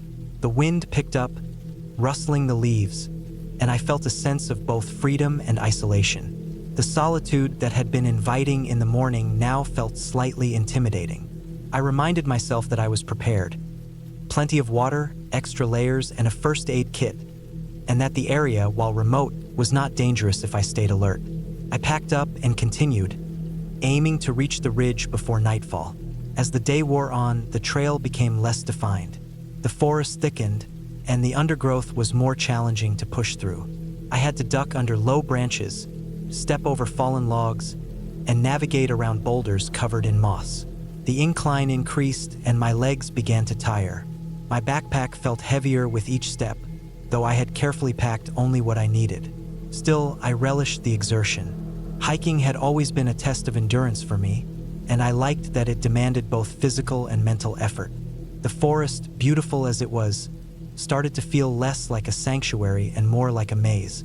The light grew dimmer as the dense canopy above filtered the sun, leaving patches of shadow that made it harder to see the trail. By late afternoon, I realized I had taken a wrong turn. The trail markers were sparse, and I had missed the last one. I stopped and examined the map carefully. The path I was on was parallel to my intended route, but now it would take me farther from the ridge. I cursed myself silently. I knew I should have been more vigilant, but the day had lulled me into a rhythm. I decided to push forward a bit, hoping I could loop back, but soon the forest grew so dense that moving quickly was impossible. The underbrush snagged my clothing, and the uneven terrain slowed my progress. I began to feel a nagging unease, not a fear of wildlife or injury, though I was aware of those risks, but the realization that I was disoriented and alone in a vast, remote area. I pressed on, trying to find a recognizable landmark, but nothing looked familiar. The sun began to dip behind the mountains, and the forest shadows deepened. I could feel the temperature dropping, and my hands grew cold despite my gloves. I knew that if I didn't find a clear path soon, I would be forced to spend the night on the mountain. I wasn't entirely unprepared, but I had intended to camp in a safer, more accessible spot. My mind started running through worst-case scenarios. Getting lost, spraining an ankle, falling into a ravine, being exposed to the cold. I shook my head, trying to push the thoughts away. Panic would not help. I needed calm and strategy. I stopped to survey the area from the top of a small hill. The trees were thick, but in one direction, there was a faint slope that appeared to lead downward toward a lower ridge. I decided to follow it, reasoning that lower ground might lead to a creek or a recognizable trail. My steps were careful, testing the footing on loose rocks and hidden roots. It was slow going, and the shadows were lengthening faster than I liked. Every snap of a twig or rustle in the brush made me tense. I told myself repeatedly that it was probably just the wind or a small animal, but the quiet pressed against my ears, amplifying every sound. As evening settled in, I realized that I was now in unmarked territory. The forest had no trails at all, only thick clusters of trees, fallen logs, and brambles. My heart rate increased slightly, not from physical exertion, but from the knowledge that I could easily get completely lost. I checked my water and food supply, enough for one more meal and hydration, maybe, but I had not anticipated being off the trail this long. The sun had nearly disappeared, leaving only a faint orange glow behind the mountains. Darkness was imminent, and with it came the real risks of injury or disorientation. I made the decision to find a place to spend the night. It had to be safe, relatively flat, sheltered from wind, and away from potential hazards like steep drops or loose rocks. I spotted a small depression in the ground near a cluster of dense bushes. It wasn't ideal, but it would have to do. I cleared the area of twigs and debris, laid down my sleeping pad, and set up my emergency bivy sack. The temperature was dropping quickly. I layered my clothing, pulled my hood tight, and tried to settle in. Darkness fell completely, and the forest became a silhouette of jagged shapes. Every sound, the wind through the branches, distant animal calls, the occasional drip of water from leaves, was magnified. Sleep was difficult. My body ached from the day's hike, but my mind refused to calm.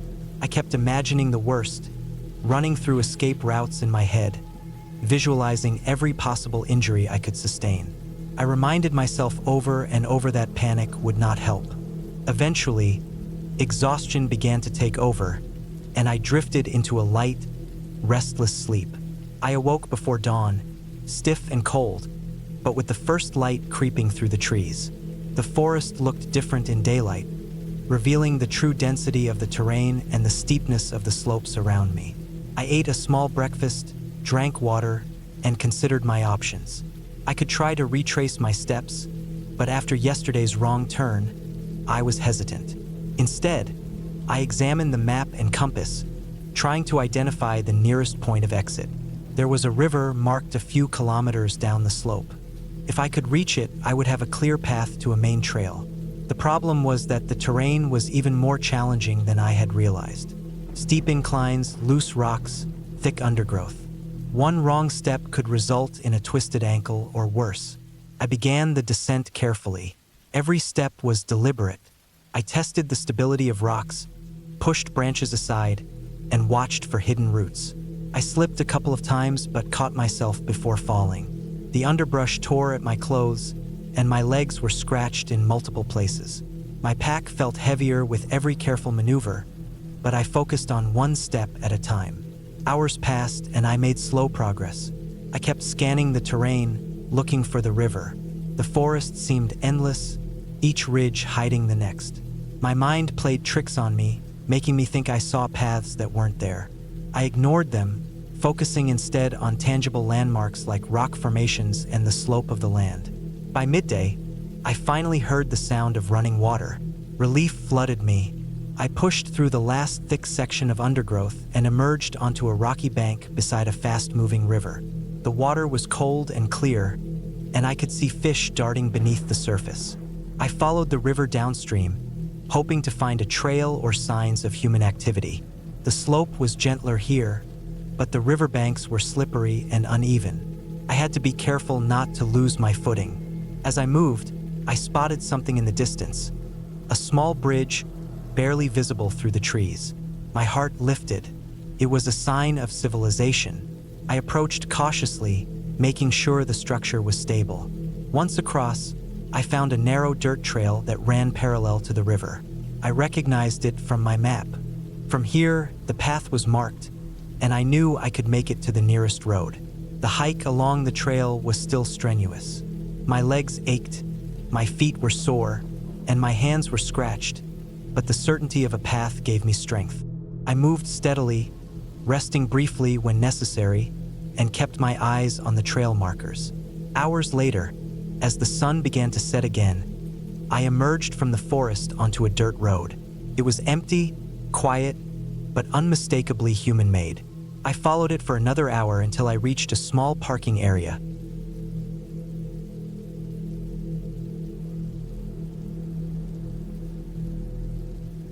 I have always loved hiking, the quietness of the woods, the feeling of being far away from everyone and everything, where the only sounds are the wind in the trees, the creak of branches, and the occasional distant bird. I planned my solo hike carefully, checking maps, weather, and trail conditions.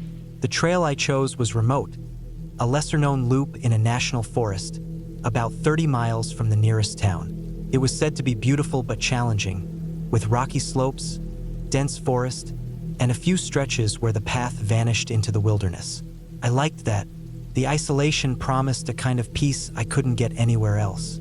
I started early, around 6 a.m., carrying a fully loaded backpack with water, food, first aid, and a small survival kit.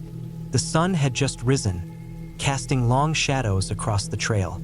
The air smelled crisp and earthy. I moved at a steady pace, breathing deeply, listening to the soft crunch of leaves and twigs under my boots. The first few hours were perfect. I passed a small stream, and the water was clear and cold. I filled my bottle, drank a little, and poured some over my neck to cool down.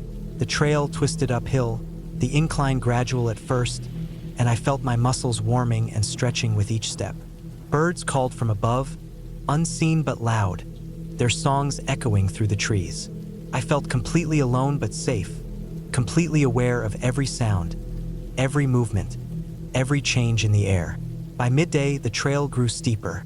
Large boulders jutted out along the path, roots tangled and twisted underfoot. I paused to rest, sitting on a flat rock that had been warmed by the sun. I ate a protein bar, drank water, and checked my map. The trail split ahead, and the sign was weathered, almost unreadable. I followed the path that seemed more traveled, thinking it would loop back as intended.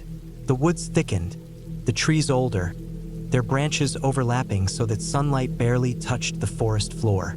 I noticed the air growing cooler, damper, and the scent of moss and decaying leaves grew stronger.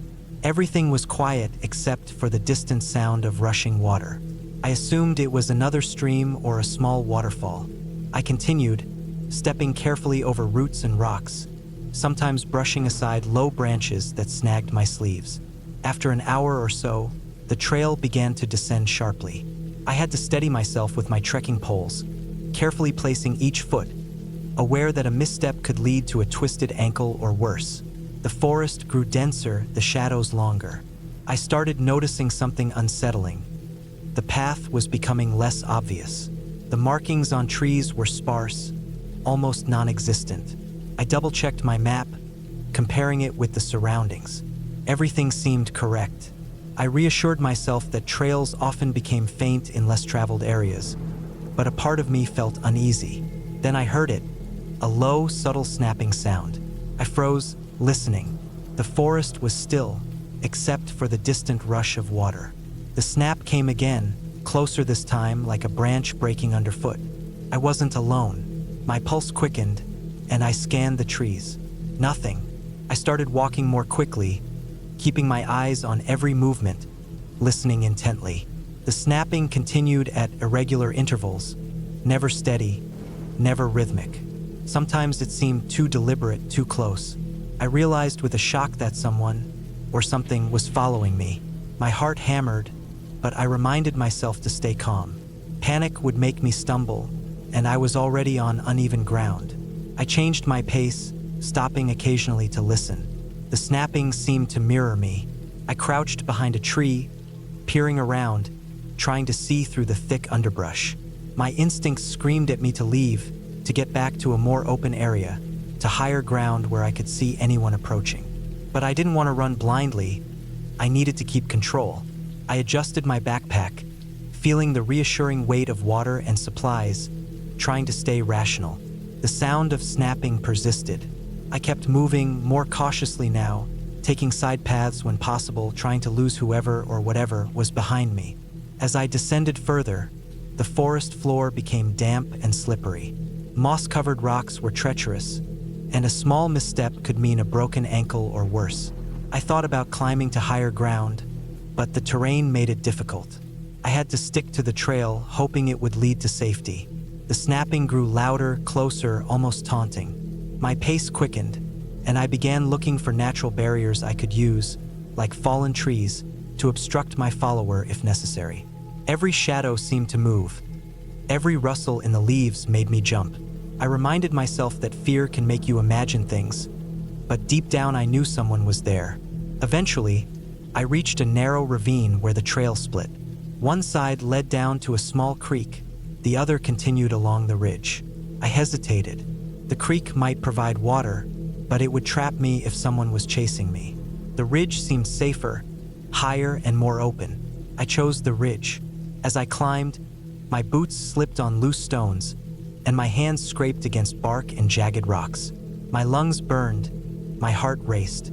I reached the top, hoping for a clear view, a chance to spot whoever was following me. From there, I could see a small clearing ahead. Relief washed over me, but it was short-lived. The snapping had stopped. I paused, listening, straining to hear anything. Then I noticed footprints in the soft soil, too large to be mine, moving parallel to the trail I had taken. My stomach dropped. I was being stalked, and the person or people following me were careful, tracking my every step. I felt my mind race. I had a few options. Descend back toward the creek and risk getting cornered, climb higher to see if the trail looped back, or move into the dense forest and try to hide. I decided to keep moving along the ridge, hoping the trail would loop back and I could find an exit. The ridge trail became increasingly narrow, flanked by dense shrubs and occasional cliff drops. Every step required focus, but fear clawed at me, making it harder to concentrate.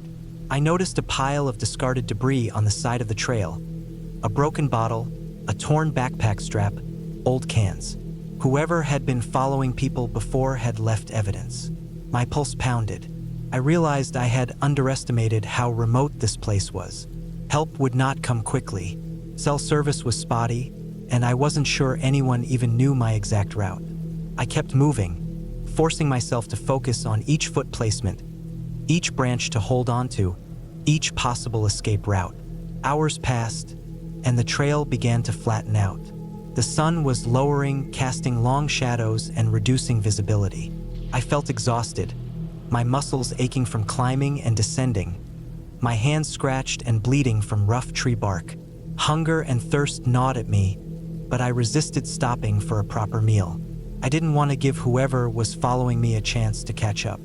At one point, I considered hiding in the forest overnight, but that seemed more dangerous than moving. I kept my pace steady, measuring each step, each turn, and scanning the forest constantly. Finally, after what felt like an eternity, I saw signs of human activity ahead.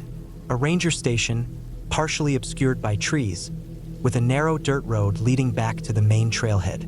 Relief flooded me. I increased my pace, sprinting when the terrain allowed. As I approached the station, I could see a truck parked outside. I raised my hand to signal, and soon the ranger came toward me. I explained briefly, showing the footprints, the torn debris. The ranger listened, nodded, and radioed for backup. I felt a wave of exhaustion and relief wash over me, knowing I was finally safe. The ranger offered water, a blanket, and reassurance. Later, the police arrived to investigate. They tracked the footprints, finding evidence of someone who had been following hikers in the area for weeks. They assured me that patrols would increase, and I was grateful.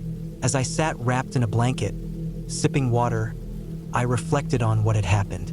The forest had been beautiful, serene, and peaceful, but it had also been dangerous, a reminder that even in the wild, humans can pose the greatest threat.